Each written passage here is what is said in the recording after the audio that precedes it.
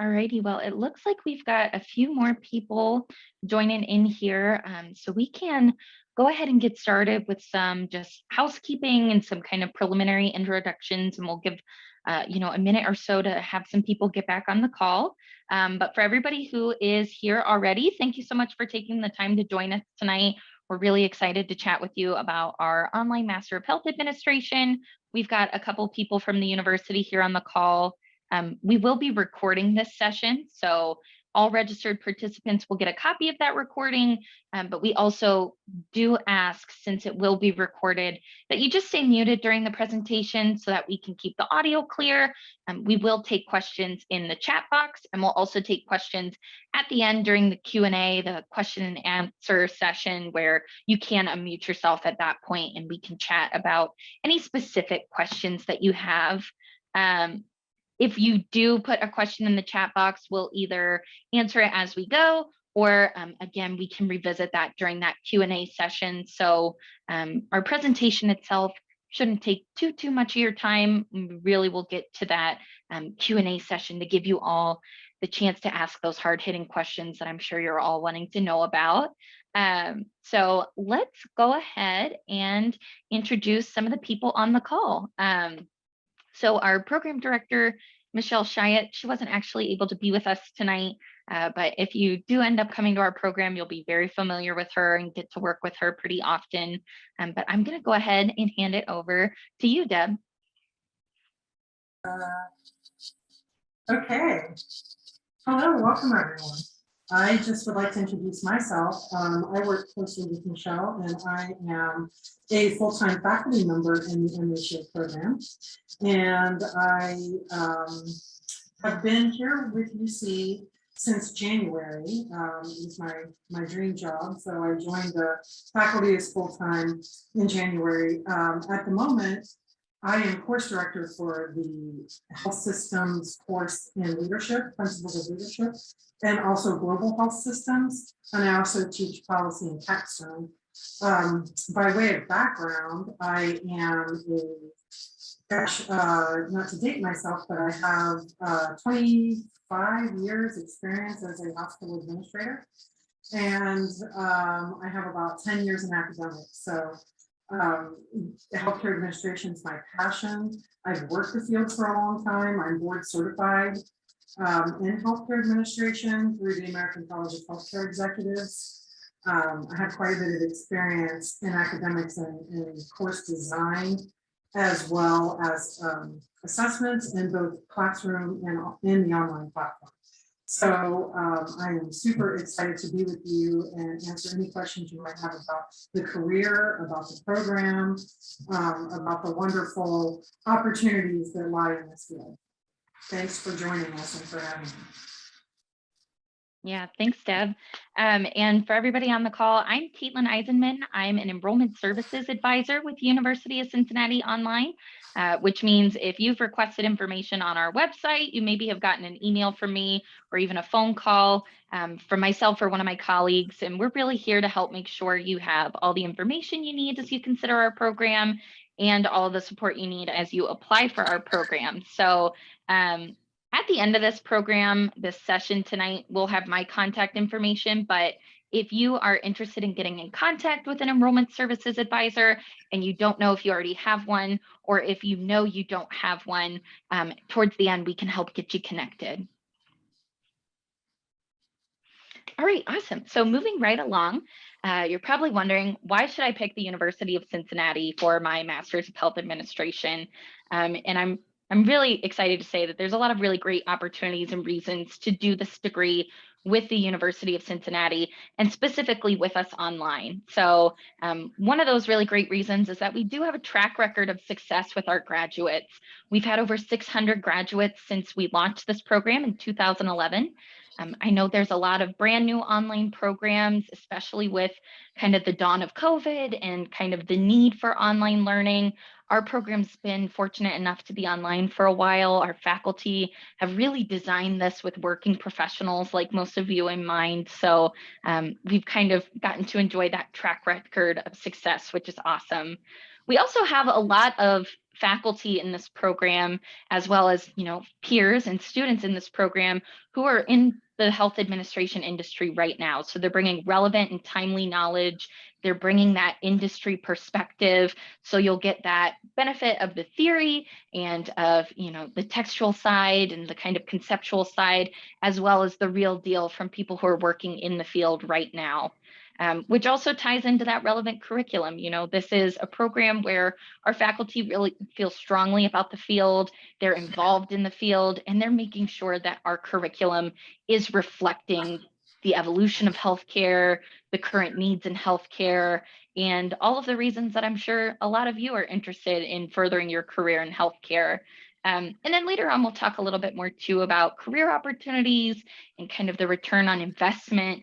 But we really strongly feel that our program, and particularly our online program, is a great opportunity for working professionals to advance their career in healthcare. In terms of the program itself, it is 100% online. So if you're thinking, man, do I have to go all the way to the University of Cincinnati for my courses?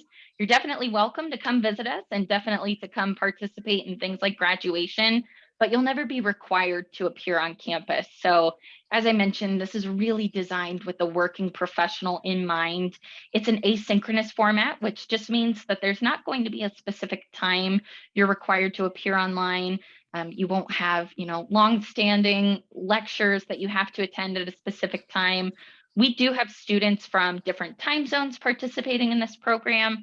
And we also understand that a lot of our students in this program have families and personal obligations. So it's really designed to be done by the full-time working professional. It is a 40 credit hour program, and most of our students complete it in about 2 years. There is a bit of flexible scheduling available for this program. And if you're working with an enrollment services advisor, they've probably already shown you that scheduling, but there are opportunities to kind of speed up and slow down in the program, depending on your personal goals and depending on what feels good to you as you move through the program. So just know if you're looking at this and you're like, whoa, 2 years is way too quick for me, or whoa, 2 years is way too long, there are options to kind of customize that timeline. Another great perk is that there's no GRE requirement. So you're not going to have to sit for yet another exam to enter our program. Deb, is there anything you wanted to mention? There is. I'm so sorry. I didn't mean to cut you off. I thought I had a pause there. I love what you said about the program being 100% online without campus visits and asynchronous format, meaning you don't have to attend class at a certain time. That being said, we do, what I love about this program, and it fits perfectly into this slide, and it's usually a frequently asked question. So hopefully we'll be serving a few purposes here, but we hold live sessions depending on the course, at least 2-3 times, sometimes more if it's a 14-week course. Live sessions like faculty Q&A, office hours, and we do those usually at 8 p.m. in the evening. That way our West Coast students can join us, as well as working families can get through dinner and maybe bath time and whatnot. So we try to hold those at 8 p.m. Eastern time, at least a few times throughout the course, where you can join us live and we kind of hit the highlights of upcoming assignments, important key points of the lectures that have taken place thus far and what's coming. And we record that. So if you can't attend live, it's no problem. But oftentimes students who do attend live will ask the same questions you may have. So it's really kind of cool because it's not an online program where it's static. We're very engaged and very involved. In fact, many of your lectures have a video narrated lecture from us, where you go into your weekly folder and you have a video of us talking you through the content, just the same as we would if you were in the classroom with us. and talking about assignments. So even though you're never required to attend, as Caitlin said, you do have opportunities to join us live. And if not, that's no problem at all. We don't track that in any way. But we do record it and then we'll post the recording later. So that's just an added benefit. Yeah, thanks so much for that.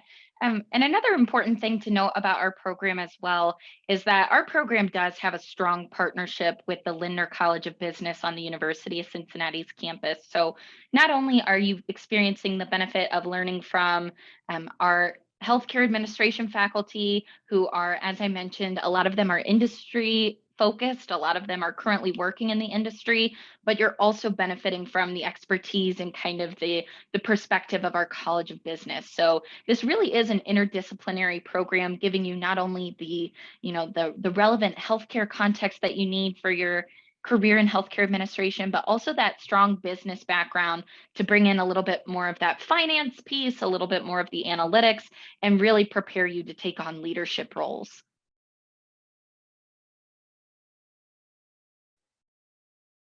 All right.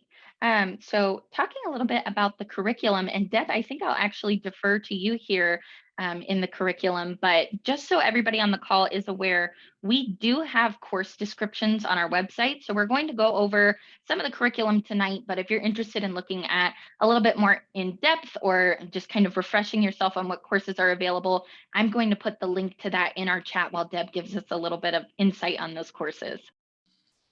Sure. We begin the course with what you see in front of you, the Health Systems Management 1 and 2. And it's those are the first two classes that you would normally take. And those really lay the foundation. We do typically look for students who have some healthcare experience. That is usually the case. So it's geared toward, professionals who know something about healthcare. So it's not very base level in terms of organization and delivery, but we talk about health systems, the payer systems in the US healthcare system, and different platforms of care delivery, talk about the quadruple aim and quality. And we touch on all of those concepts throughout organization and delivery that refreshes or sets the stage for how the US healthcare system is organized and financed and evaluated.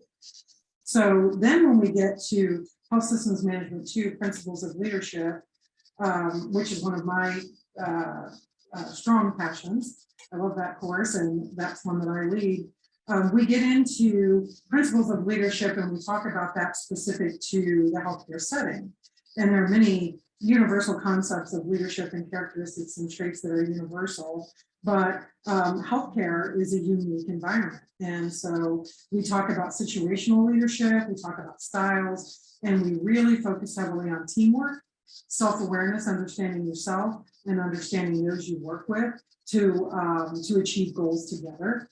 A lot on emotional intelligence, and it's really exactly where the research and evidence is right now today for what is effective leadership in the healthcare setting. And things change over time, right? So we're very current with the research and the current thinking, and we have a lot of fun in that course. We have, you do an inventory, an insight inventory, and most people have done some version of personality testings and whatnot.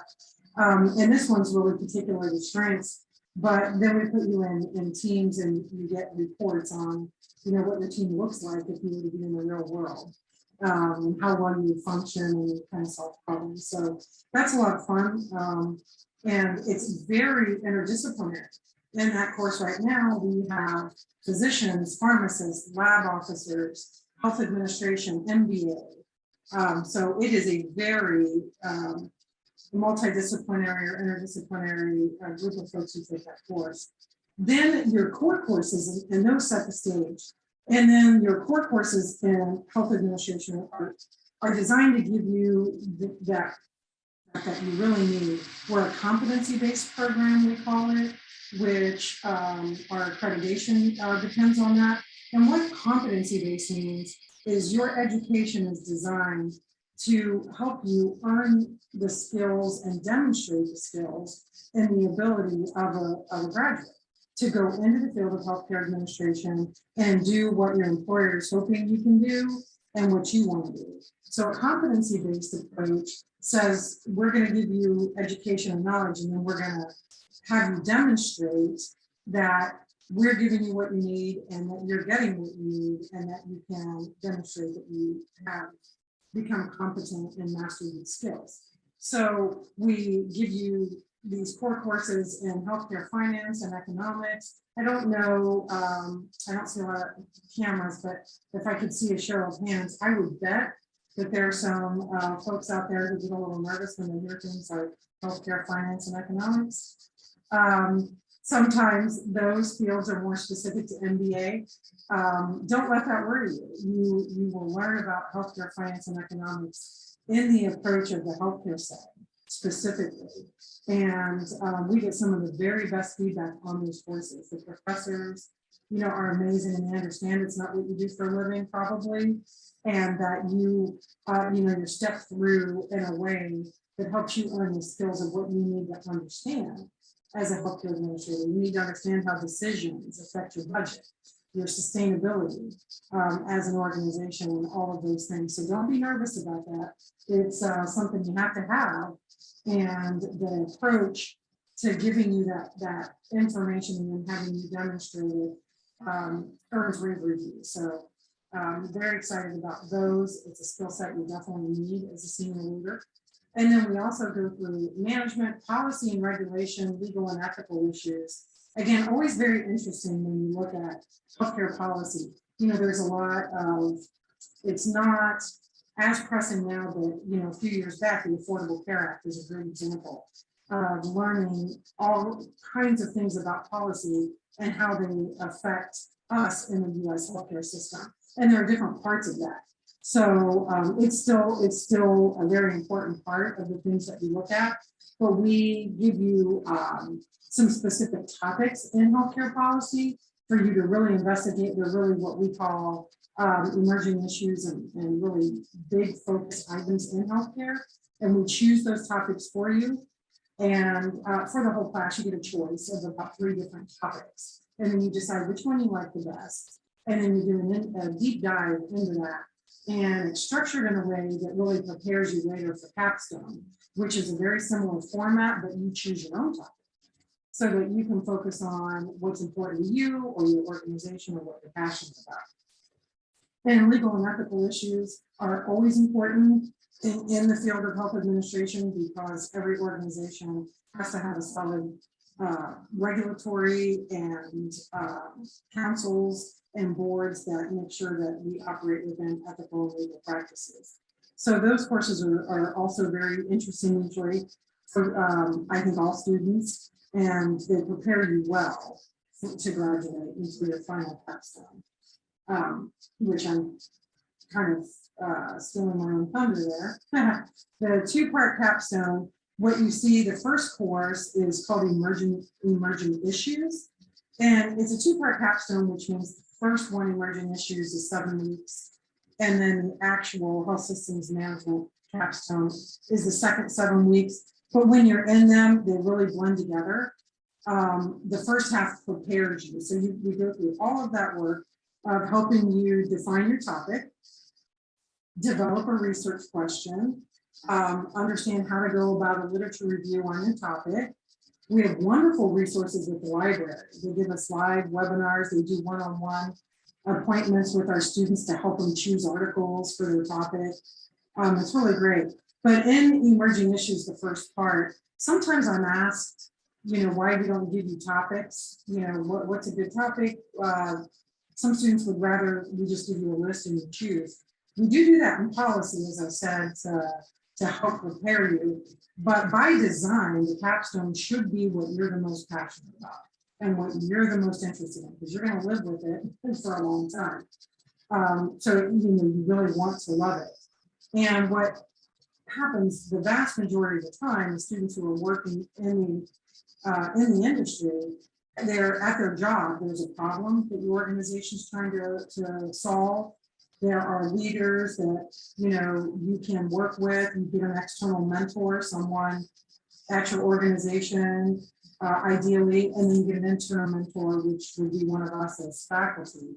But the first part of capstone really sets you up that we go through all the pieces with you, very hands-on, very one-on-one, choosing a topic, designing a good research question, looking at all the inputs that are going to go into this full project. And then by the end of capstone 1, you're ready. You've got your topic, you've got your framework, you know where you're going. So then in capstone 2, you just get to go and do all the fun stuff and watch it take shape. So I think we have a wonderful approach to capstone, and it's probably one of my favorites, of course, because we get to see what all you've learned. You showcase all of these skills and things you've learned throughout, and you turn it into something that you'll really be proud of. And again, Yeah. get the grade for the course and graduate, but most students end up presenting for the organizations or others too. I did get a question from one of our participants tonight. Does the capstone project typically lead to a final research paper or something that they could present at a conference or even put on for publication later on? So the first part to that is yes. Again, most students do end up, I don't want to say most, but I would say that if that is your goal, we prepare you well. The end of the capstone, you do a video narrated presentation with PowerPoint slides, and then you video narrate, and it's a full project. So it is a research project, and it is a research paper. So you will complete that. And you will develop a presentation that you could give to your organization or somewhere else. I think if you're someone who's active in the field and professional societies and you get invited to present somewhere, absolutely, the way it's designed, you could take that and present. You could turn it into a poster for a poster presentation. Your PowerPoint slides would be very easy to turn into, a trifold poster presentation at a conference. So I think from A to Z, it is set up that you could take that and do something with it. We don't, however, go through the publication process. So we don't, because our students come from so many different areas and there's so many different publications. So it's kind of prepared that if that's the goal that you have and something you want to do, you would probably be able to submit on your own for publication, but it is a full research project and paper.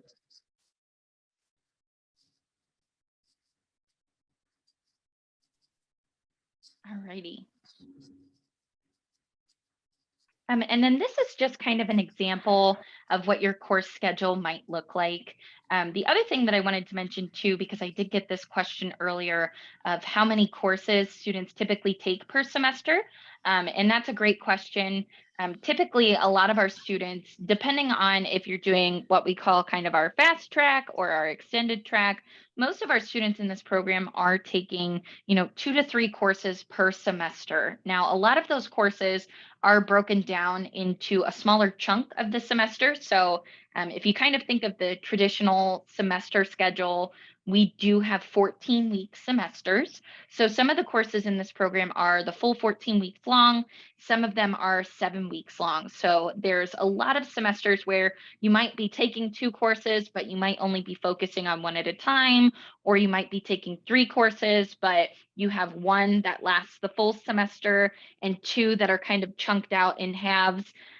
The other thing that I wanted to mention too, and we'll talk a little bit more about this as well later in the presentation, but in the program, not only will you have full access to the faculty, as Deb mentioned, in those office hours and via email and via phone appointment and whatever way you'd like to access them, but you'll also have a student success coordinator who is a person assigned just to you to help you all the way through graduation.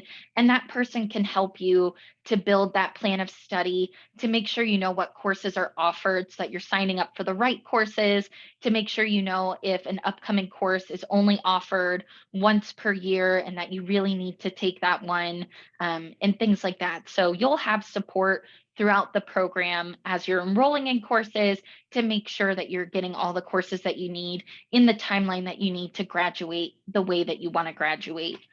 Is there anything else you wanted to add here, Deb? Alrighty, well then I think we can go ahead and move on. So in terms of investment and return on your investment, I'm sure a lot of you are kind of wondering, what am I going to get out of this program?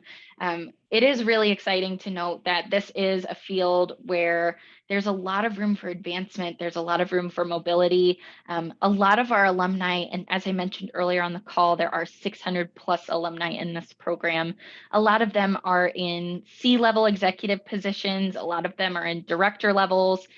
One of the major benefits of this program, too, that we haven't yet mentioned is that there is a lot of alumni interaction and alumni engagement. We do have a robust alumni network who are interested in mentoring the students in our program, who frequently reach out to our faculty like, hey, there's a job opportunity where I'm at. Do you have any students in this area?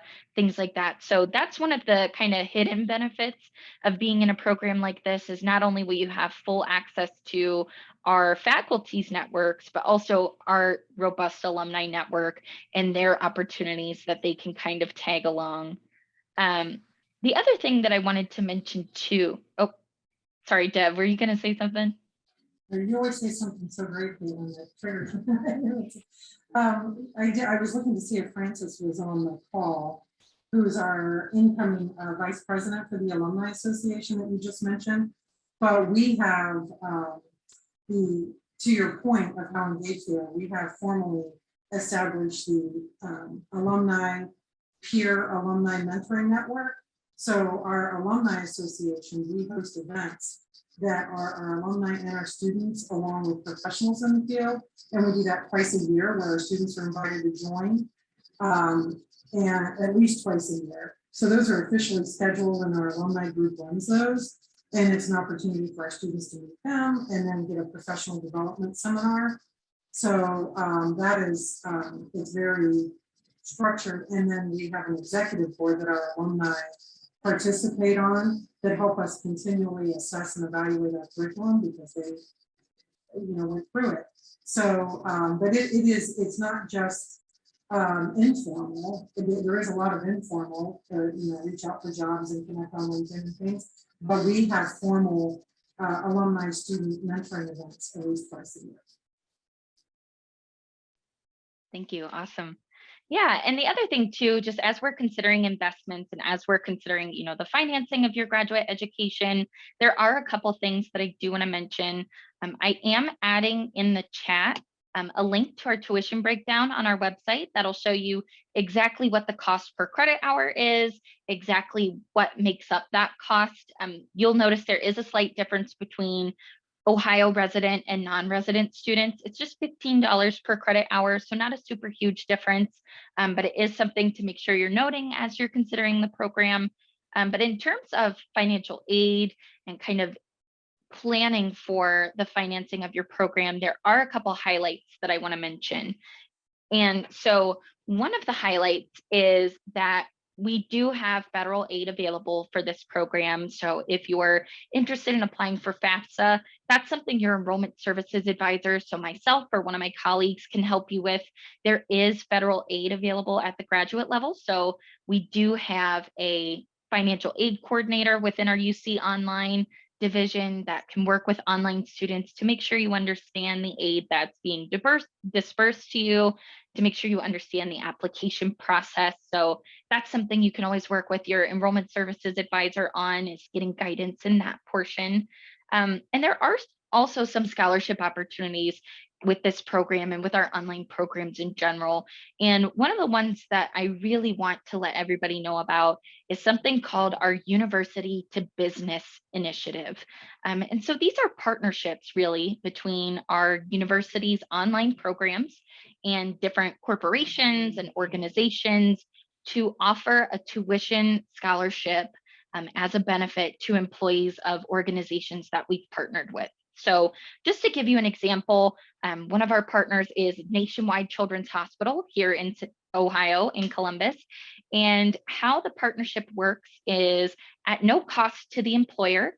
We offer a partnership just saying, we would really love to give a scholarship to your employees and their spouses and dependents under 25 in exchange for just letting them know about our programs. So these scholarships are available for all of our online programs, of which there are now over 100. So if you're interested in going back to school and you know your spouse is, or you know you've got a child or a dependent under 25 who's starting to get that college itch, there are options for you. So if you're ever wondering if your employer is one of our university to business partners, or if you're like, I would really like to make my employer a university to business partner, that's something, again, that you could work with your enrollment services advisor on.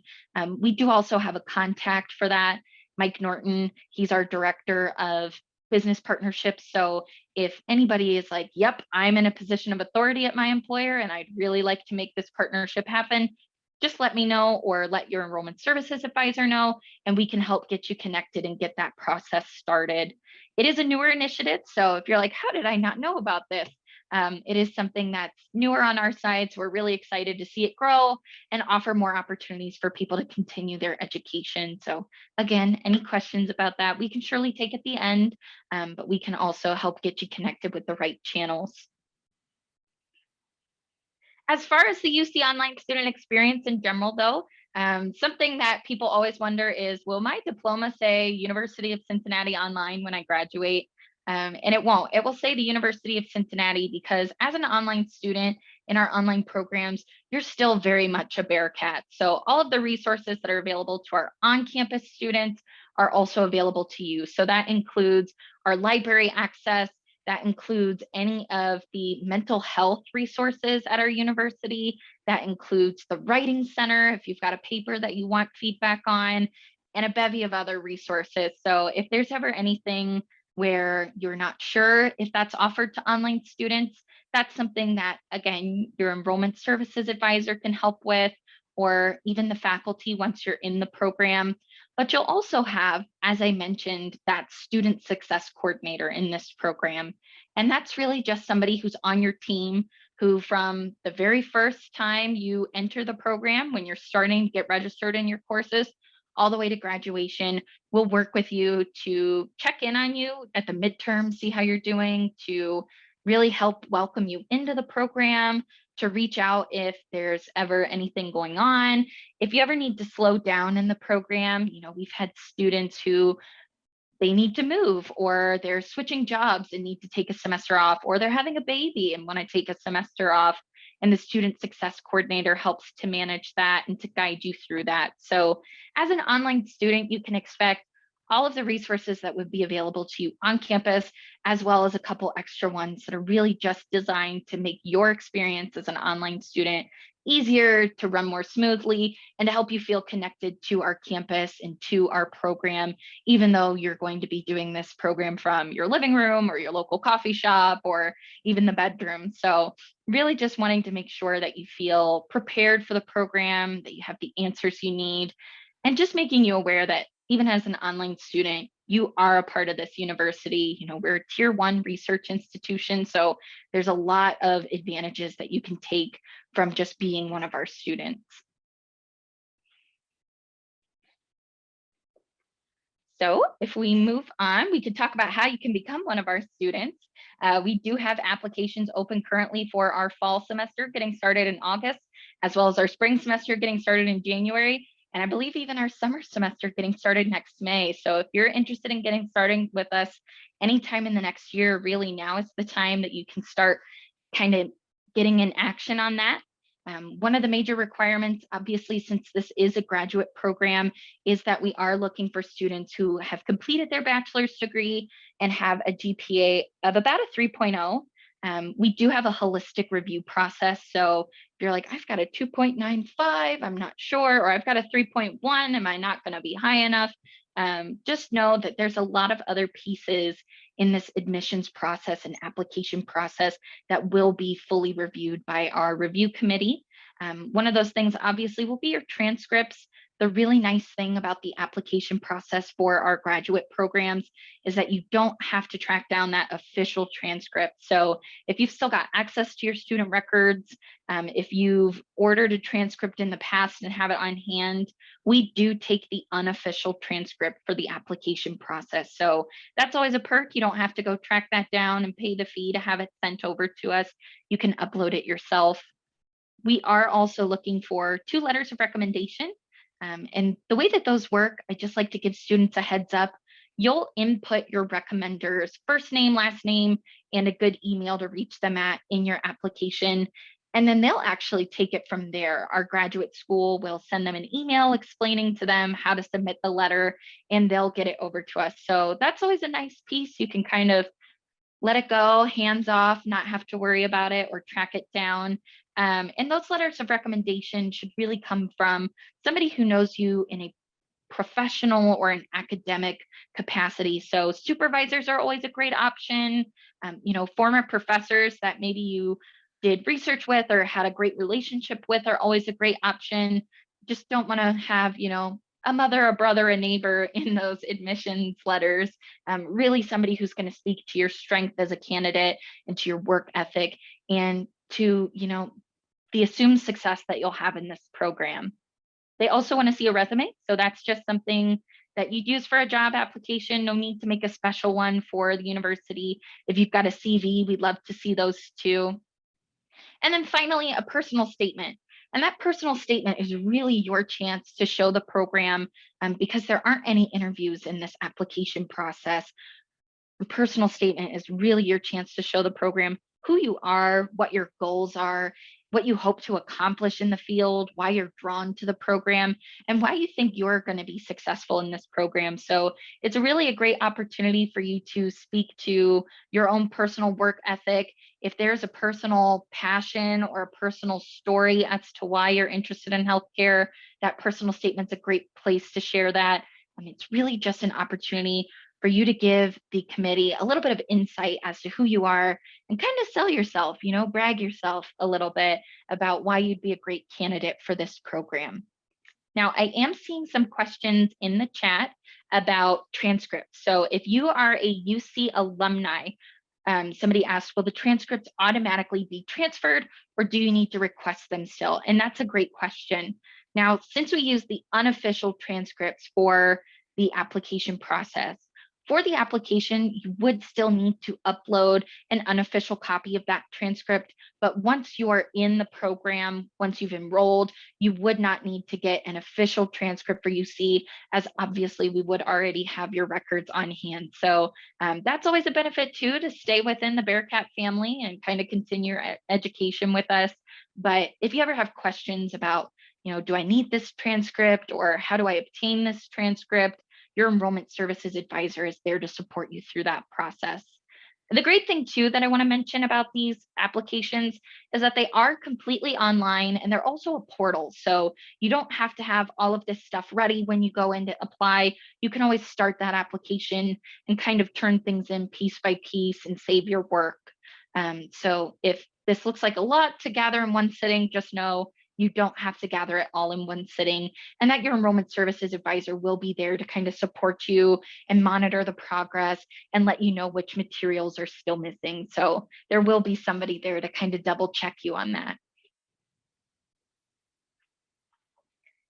And if you're interested in applying, something I do want to mention is that our application fee right now has been waived. So typically it costs $65 to apply for this program. Right now it is free to apply for this program. So if ever there's a time to jump on that application, it's definitely right now. There are options for getting into the application on our website. As I mentioned, it is a fully online platform, or you can also always reach out to your enrollment services advisor to figure out how to get started. I am going to put the application link in the chat in case anybody has been so inspired by our session tonight that they're ready to start their application. But if you still want to, kind of mull things over or kind of gather your materials ahead of time, the application deadline for the fall is July 25th. So there is a little less than a month to get started for the fall semester beginning in August. As I mentioned, though, our spring and our summer applications are also open. So depending on which semester best fits your personal timeline, we can help you to know when that's due, to know kind of what's coming ahead. Just to give you an idea, typically our application deadline for that spring semester is going to be kind of the late November, early December mark. So just depending on which timeline is best for you, you can always get that application started. We do have rolling admissions though. So if you're like, I know I want to get started in January, but I don't want to have to wait to apply, you can do that now. And then just on the screen right now is my contact information. So if you have any questions about tonight's session, or again, if you have questions about how to get in contact with an enrollment services advisor or who your enrollment services advisor is, feel free to reach out to me at my email. We'll be starting the Q&A here in a couple seconds, but you can always reach out to me and we can help get you the answers you need. All right, well, thank you everybody so much for listening. I know I tend to talk kind of quickly and we threw a lot of information at you. So now we're really going to open the floor for questions. You can continue to put those in the chat if that's what you'd like to do, or you can unmute yourself. I do want to go back because I do know that there was a question during our conversation about capstone that I missed. So I'm going to go ahead and read that out real quick. And Deb, maybe you can help us with this. The question is, during the capstone, is it okay to find grant support as well as, for instance, a payer or a national association? So do we ever see students in that capstone process earning grant support or applying for grant support, or is that something that's not necessary in the program? No, that is completely, that would be a completely separate thing. I love the idea of it. It's very ambitious, and a lot of times the program allows students who are working. So that sounds like somebody who is working in the field and is familiar with conducting research and applying for grants. So I would say that the work you do on the capstone could set you up for that. That you could look if there's grants that are out there that you know you'd be interested in applying for. You could choose that as your topic, and then set yourself up really well to compete for that. But it would be you know, applying for a grant or doing that thing would be completely separate outside the capstone program. But without a doubt, you could be working in parallel if that's a goal. Your capstone could, I personally, as the capstone mentor, always suggest that students do something that's meaningful to their work that they can use. I love that question about, you know, at a conference or presenting at a society or within your organization.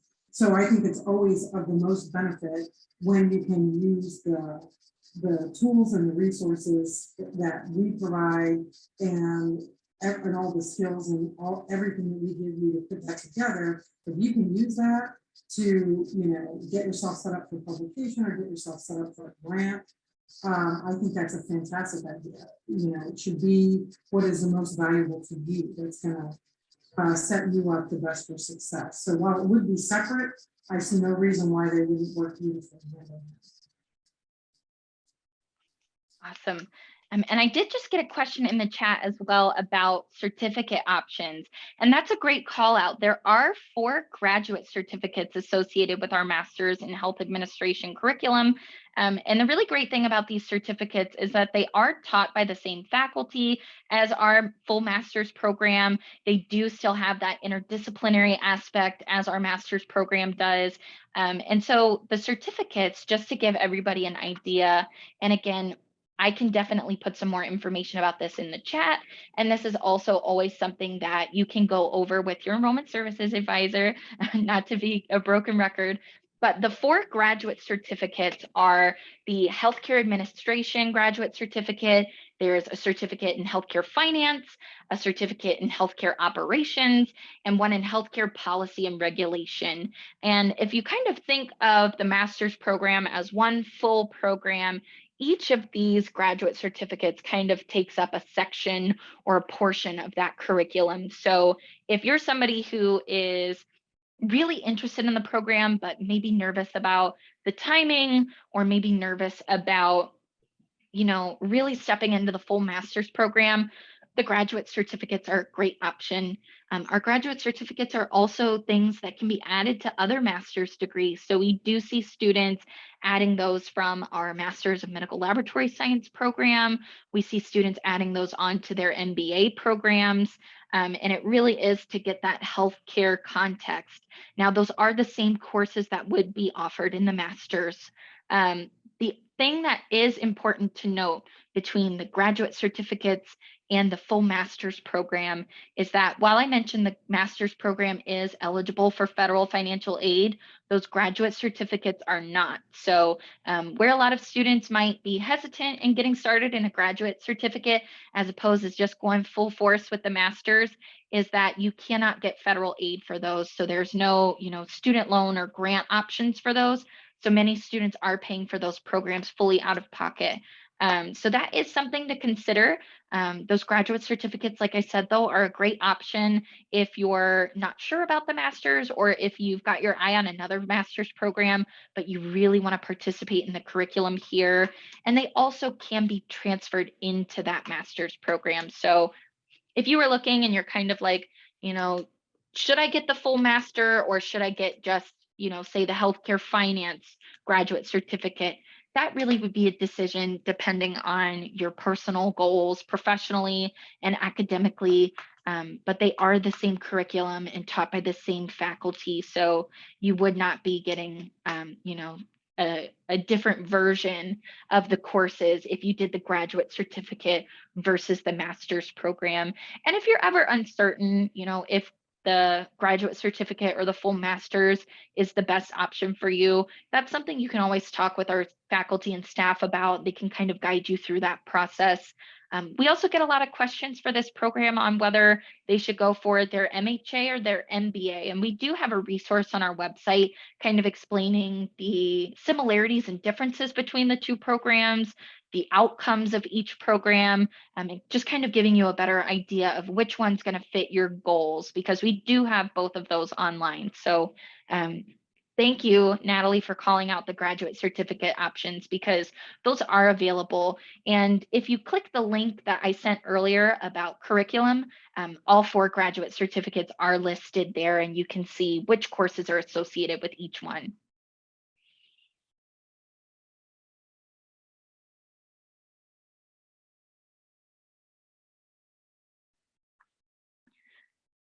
All righty. Do we have any other questions tonight? Hi, I do have a question. Hi, yeah. My name is Neva, and I have a question about like getting federal aid. I am interested in applying to the master's program to start in the spring 2023 semester. And I wanted to know if you guys have any information about like when the deadline is to apply for federal student aid for that semester. Yeah, that's a great question. So the really important thing to note when you're looking at FAFSA and when you're looking at federal student aid applications is that they go by academic year. So our spring 2023 semester is part of the 2022-2023 academic year. Now that application is open and I believe it'll stay open until October 1st, typically is the deadline. I'm going to go ahead and pull that information up for you and I'll put it in the chat. But the other thing too, if you're interested in learning more about the financial aid process or have questions about it, you can always put your email in a note to me and I can get you the information for our financial aid coordinator because he helps students through that process. And if you've already applied, he can even kind of walk you through seeing what your offer is and what your next steps are. So I'll get that information for you real quick. And then again, if you want to kind of shoot me a private message with your email, I can get you some more information there. Thanks, Caitlin. I appreciate it. Yeah, no problem. That's what we're here for.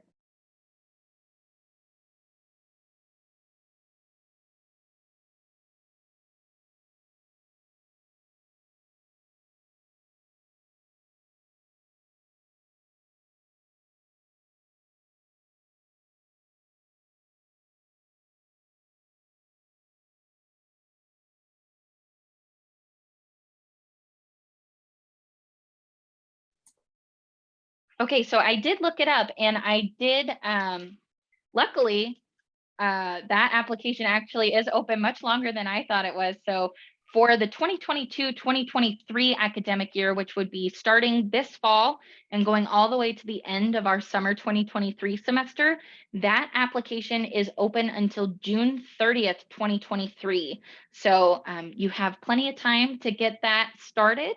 You have plenty of time to kind of work through that process. And I will put that link in the chat for anybody who's interested in knowing kind of the federal aid deadlines overall for all of the academic years that are open right now. Caitlin, thank you so much for doing such a good job. And thank you also, Dr. Zavalis. And my question has to do with accreditation. How are you coming along with that?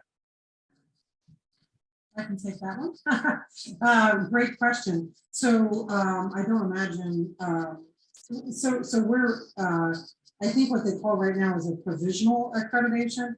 What happened is we were scheduled to be visited for full CAMI accreditation when the pandemic hit. So they were not prepared to figure out how to do that virtually.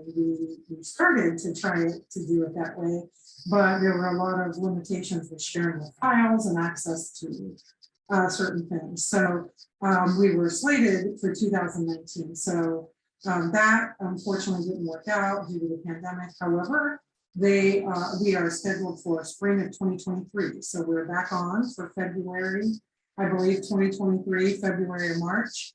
And we have fully prepared and we have been attending all of the sessions.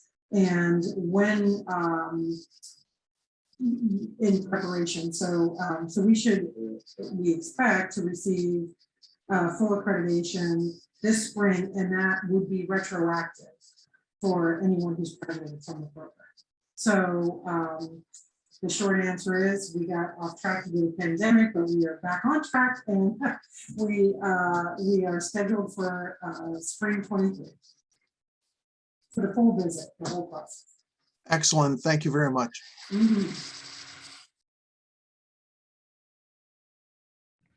I have another question about the structure of the different tracks for the program. So I'm aware that there's like a fast track and there's an extended track. Would you guys be able to elaborate on like approximately how many credit hours or like what the course load would look like each semester for the different tracks? Yeah, that's a great question. And so kind of what you can think of, our fast track is really designed for students to finish in about 5 semesters. So just under that 2-year mark, it typically takes students about 20 months. And in that fast track, there are semesters where our students are taking 3 courses or 9 credit hours per semester.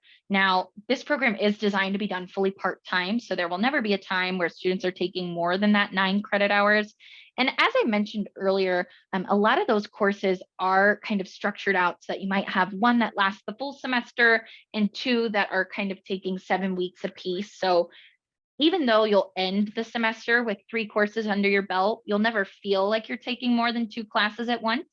Now, the extended track, that option is really designed to give students about 8 semesters in the program. So students are taking, 2 classes a semester, maybe even 1 course a semester. So really more so in that 3 to 6 credit hours per semester.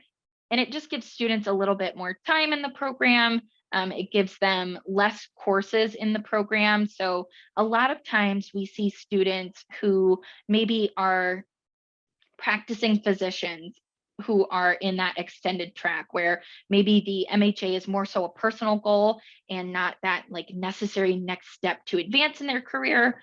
We might see students start out in the fast track and then move kind of towards that extended model because they are, having families, they are changing positions at work. So the really great thing is that there is the option for a little bit of flexibility in the program. So like I mentioned, if you ever need to slow down, or if you're ever like, yeah, I think I could speed up and take on a little bit more, the faculty and your student success coordinator are really there to support you during that.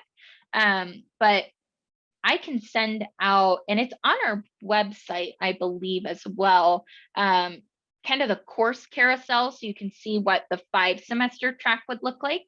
And then that 8 semester track would really just be kind of extending that out and taking a few less courses per semester. The other thing to note too is that all of our courses are done on a platform called Canvas. And if you've never been an online student before, Canvas is a pretty intuitive platform. You'll have access to all of your grades, all of your assignments. You'll submit your assignments through Canvas. You can send messages to your professors. You can look at a calendar of due dates and things like that.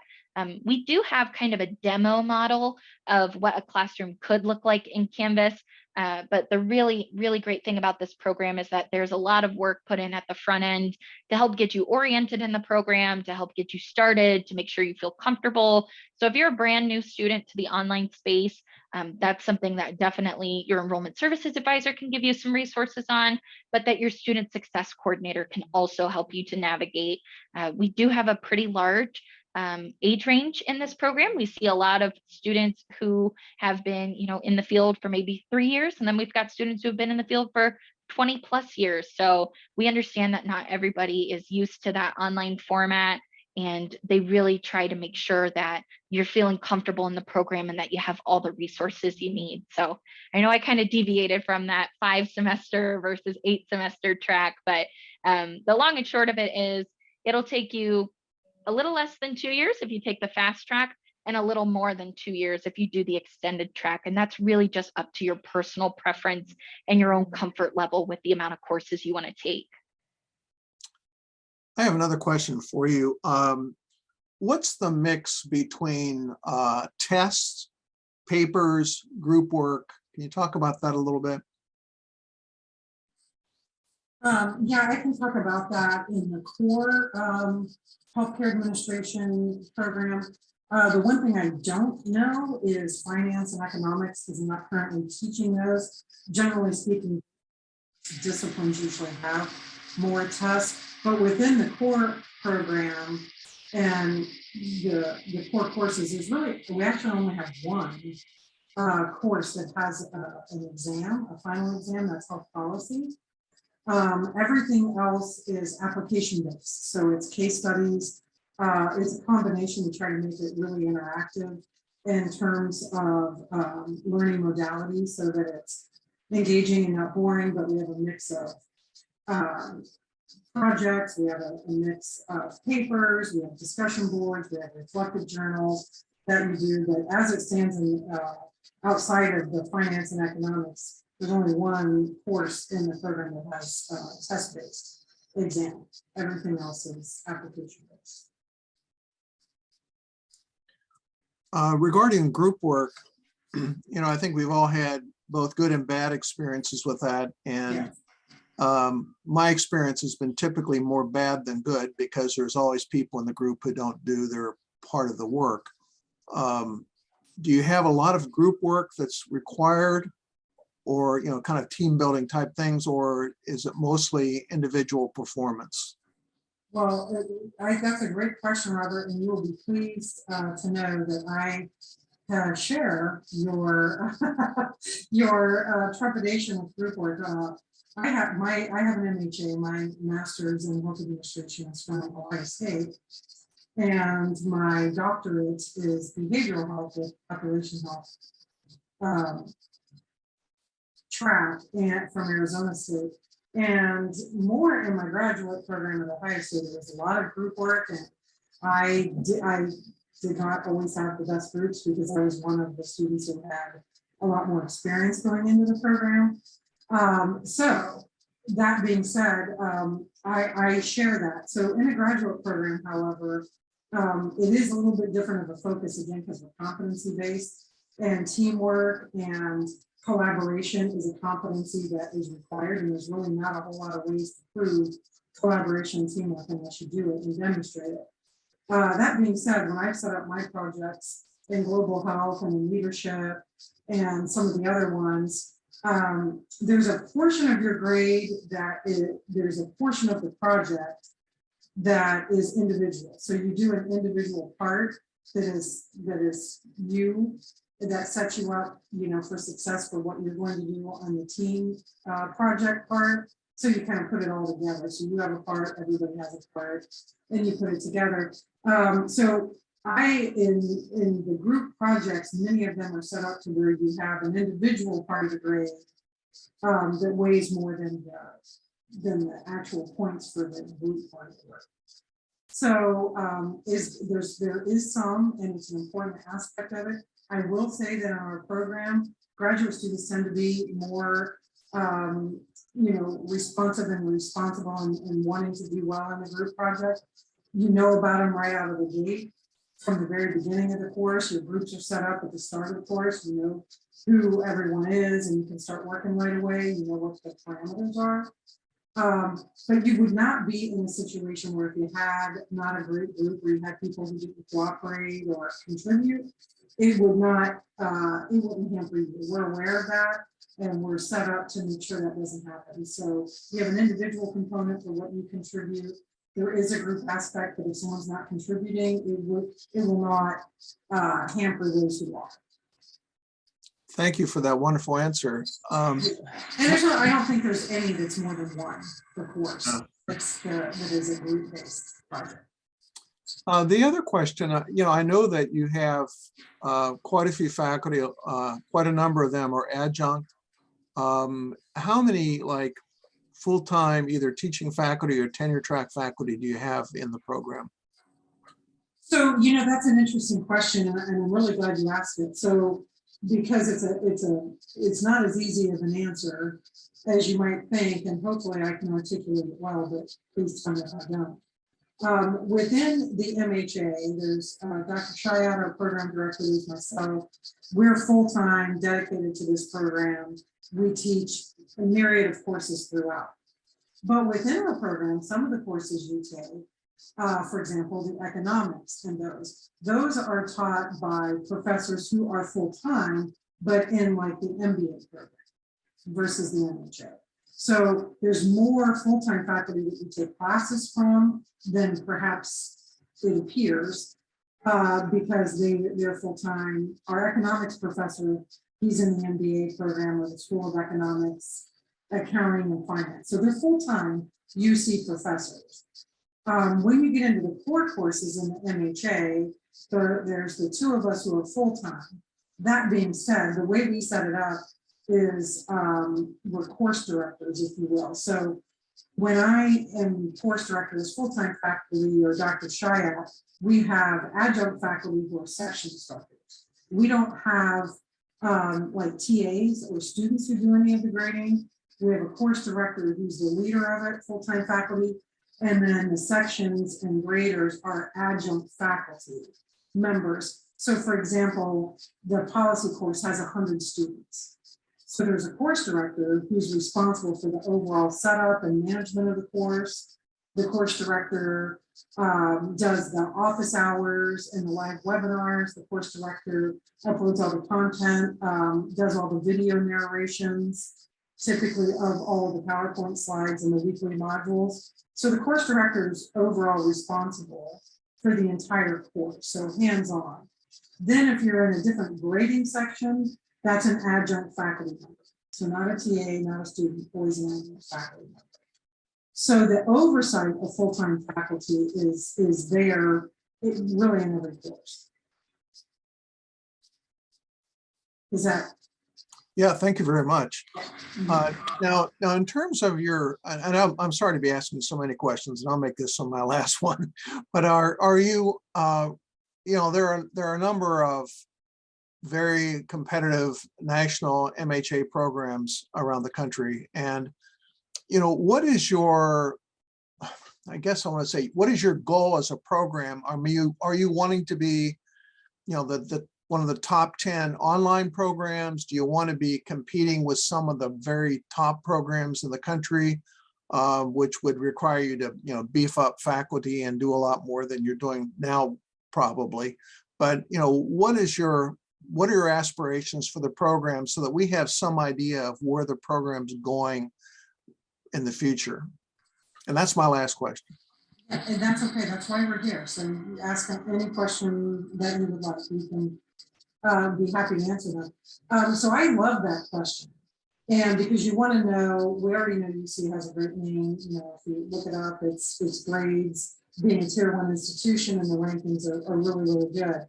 Our program being newer, you know, where would it be on any of those lists? I would say that the silver lining, if there's a silver lining from the pandemic, is that all of higher education learned that you have to be able to deliver quality programs online. And it sort of, I believe, got rid of the stigma of online education is not as good, it's not as competitive, or maybe lesser institutions are the only ones that do online. Of course, that's no longer true. You know, Ivy League now has fully online programs. We've all learned that. So I would say that there wouldn't be any reason to benchmark ourselves against online MHA programs.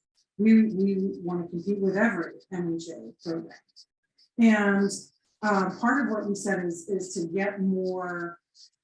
So again, on paper, when we apply for accreditation, we have more full-time faculty than it necessarily looks like if you look up our MHA page. But you will see all of the professors who teach in the program. If you look up the faculty, and you'll see some of those that I mentioned that are in other programs that you see that are full-time faculty that teach in our program. So on paper, our ratio, the formula shows that we have a good mix, really. But the answer to beefing up the full-time faculty dedicated to MHA is really dependent on program growth. And we have been growing quite well, but we need to sustain, you know, a bit more growth in order to get just as, you know, just plus, and without, you know, working with our colleagues in other departments to make sure we have the right full-time faculty teaching our courses.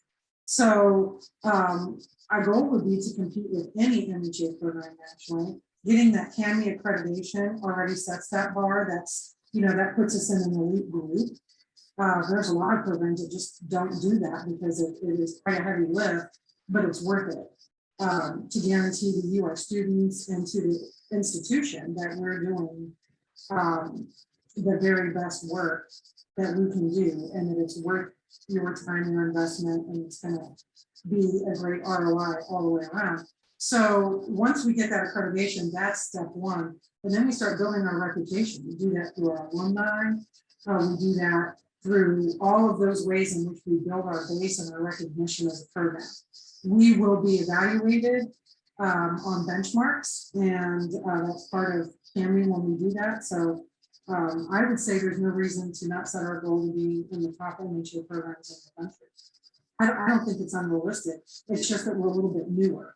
So again, once we grow bigger and once we get that accreditation, and now that we have our alumni association really growing and getting engaged, I believe that all those things will lead us to more prominent recognition. And even just kind of to consider, you know, our standing in terms of where we kind of stack up against the other online options and the other online programs, just to kind of give you an idea, we do share a large portion of the market in terms of degree conferrals. So as I mentioned, we do have over 600 graduates. But with the most recent data we could get at our last kind of analysis of the program, kind of looking at, you know, the change from the program over the 2015 to 2020 time period. At that time, we did have over 8% of the market share, which for a program in our kind of market, for a program in the online space, is a really, really great statistic. We have a lot of brand recognition, not only for our own university itself, but also for that Lindner College of Business partnership. We do have a nationally ranked business program. So just understanding that this is an interdisciplinary program, that we were doing online before a lot of our competitors, and we're really serving students and kind of helping them to advance their career while not compromising on their professional and personal lives. I really see our program kind of moving forward and growing as we go forward. And the other thing too, I know you guys here on the call tonight didn't get a chance to hear from our program director, but something that's really important to her and that she talks about to everybody on my team when we meet and talk with the faculty is just ensuring that we have students in the program who are passionate, who are going to make change in this field. You know, she not only is our program director, she also led the charge on a lot of our COVID regulations and COVID response for the University of Cincinnati. So really her passion is bringing highly talented, really passionate people and giving them a vehicle for advancement, a vehicle for personal gain and development, while still being able to maintain their professional careers and their personal lives. So, you know, I definitely agree. I think that we are kind of heading and trending to be one of those top runners, not only just because of our brand recognition as a university, but because of the time and the effort that our faculty put into this program. And the amount of alumni participation that we have, to me, says that this is a program worth doing and spending some time and spending some, you know, real consideration on, because they really seem to enjoy it and want to come back and keep mentoring that next cohort generation. I did see a question in the chat as well about the 8-semester track carousel, and I will go ahead and get that and try to get that into the chat for you. The other thing too, we will be sending out the recording of this program. I know we kind of went a little bit over time, so if you have, you know, other things to attend to this evening, feel free to go ahead and log off the call. We'll stick around for any other questions that they have, but I do want to be mindful of everybody's time. But that 8-semester track, Eric, I can either email that to you if you want to send your email to me in the chat, or I can try to find it real quick for you.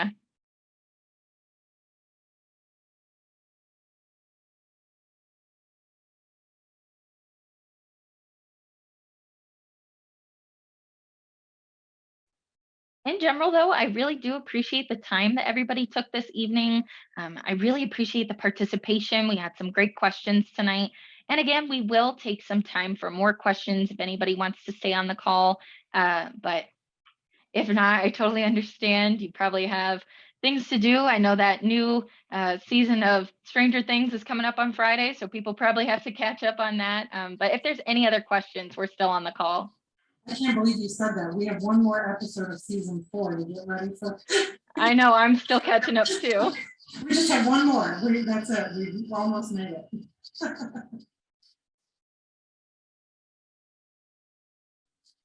Cameron, I want to say thanks to you and to your team, but you did a phenomenal job with all of the information that you've given, and so well prepared and organized, and you just did a great job. Thank you so much for all you put into it. Hey, that's what we're here for. All righty, Eric, I will email you that that carousel. I'll go ahead and send you both so that you have them to compare.